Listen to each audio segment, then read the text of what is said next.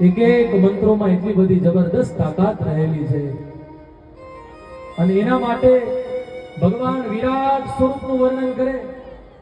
અર્જુન જ્યારે હોય અને અર્જુનને ભગવાન એ વિરાટ સ્વરૂપના દર્શન કરાવે અને એક સમયના જે મંત્રો બતાવે, સહસ્ર શીરેખા પુરુષ સહસ્રાક્ષ સહસ્રપાદ સભ્ભુ મિગ્ગુ સર્વતસ્પ્રતવાત્યતિષ્ઠ દશાંગુલમ.